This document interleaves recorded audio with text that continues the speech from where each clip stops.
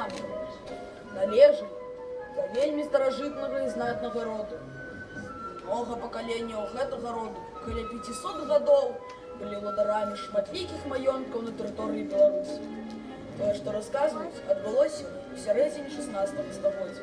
Князёўна Барбара Радзівіл, сястра грознага Мікалая Чорнага, рана пайшла замуж, але ўжо ў 22 гады заўдавела.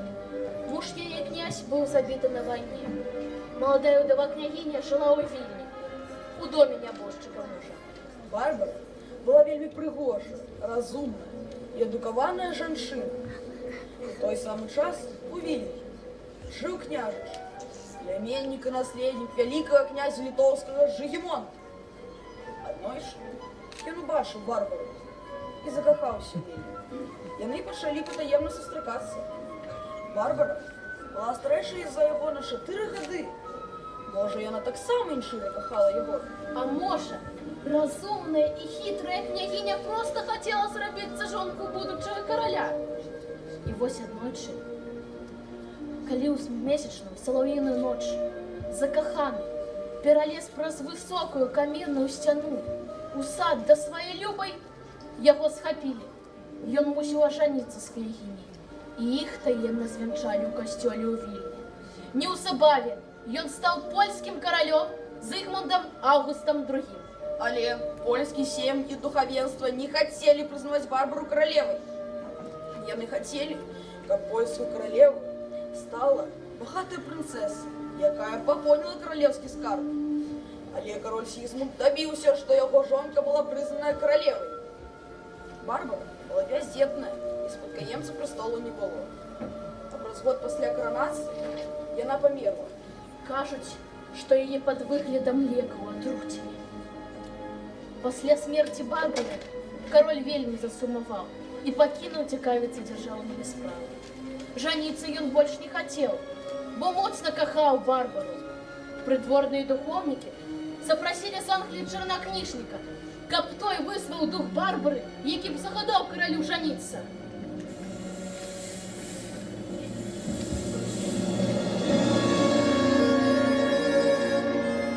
І вось аднойчы у цёмную залу, дзе сядзелі кароль і яго світа, увайшла дама, апранутая ва ўсё чорнае. Кароль кінуўся да яе са словамі: «Басенька, моя басенька!» Хапіў яе за руки, але адразу пачуўся выбух. Пакой напоўніўся трупным пахам.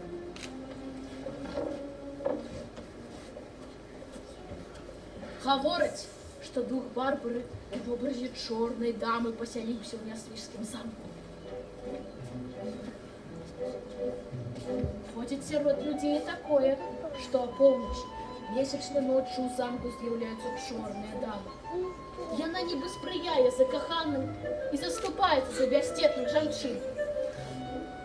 Таму, на каго яна паглядзіць, выпадае Шчасце!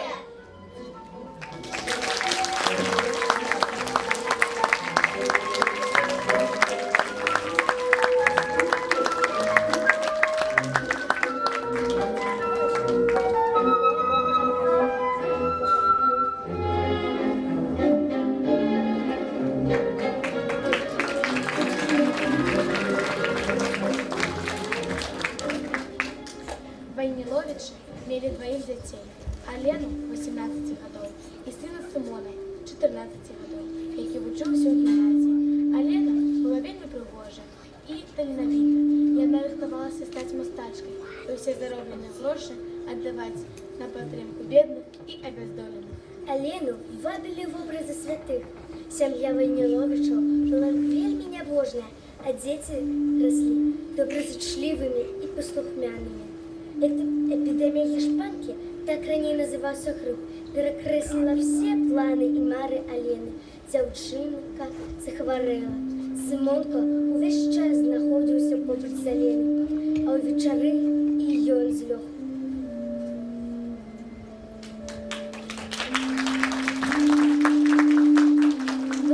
Лекар сказаў, што дзяцей простая прастуда, а ім становіцца ўсё горш і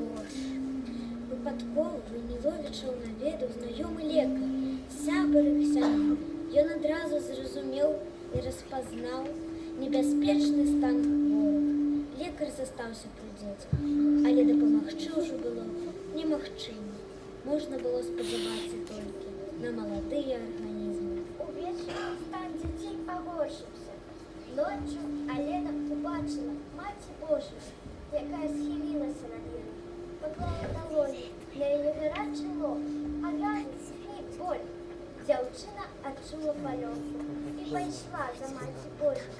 Маці Божая сказала ёй: Я не змагу даць табе і сынку здароўя, але ты шмат добрага зрабіла для Бога і людзей. Я дапамагу тваім бацькам.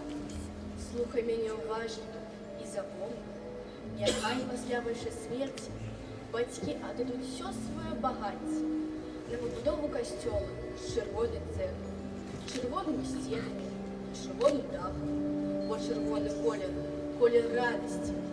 Гэты касцёл будзе іх радасцю і суцяшэннем, бо душы вашы будуць наведваць яго у вялікія святы. Тады вашы бацькі будуць адчуваць долю нябачных рук і крылаў. Запомни, які павінен быць гэты касцёл. І перад вачыма Алены у паветры ўзнік абрыс будынка з чырвонай цэглы. Яна прачнулася, папрасіла аловак і паперу і намалявала эскіз будучага касцёла. Вечары дзяўчына выказала апошнюю волю бацькам і ціха сканала. Тут жа сканаў і Сымон. Хаваўшы дзяцей, Войнілович узяўся за працу. На пабудову касцёла Эдвард Войнілович перажываў амаль усё сваё багацце. Кіраваў будаўніцтвам варшаўскі дойлід Марконі.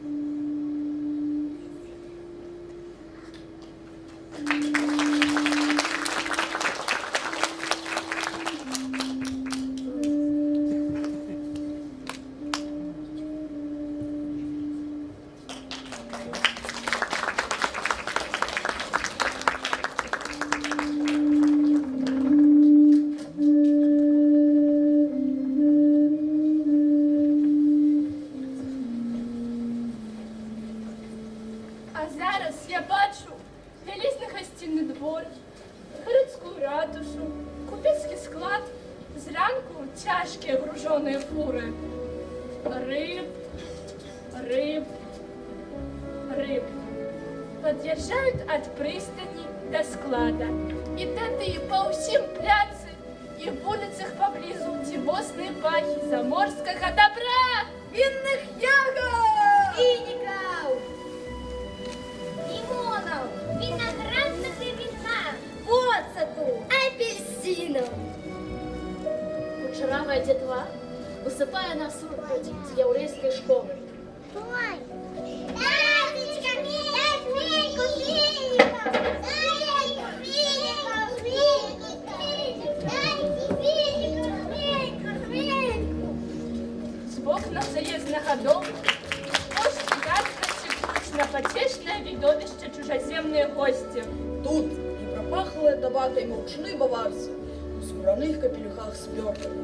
И французы, грешны, нават у скураных капелюхах с перками. І рухавыя італьянцы, позірк якіх апякае дзяўчат. І самавітыя греки, фашистые сербы, турки у червоных песках, і молдаване з гарлачиками вина у битулях за плячима. Бачу вежу над гарадской брамою. Бачу дарагія пралёткі тарантасы суседзяў памешчыкаў. А вось ціхатлівыя шарабаны радавітай афіцэрскай моладзі з блізкіх палкоў. А вось там стаць шыноўныя фаэтоны і ландо. Губернская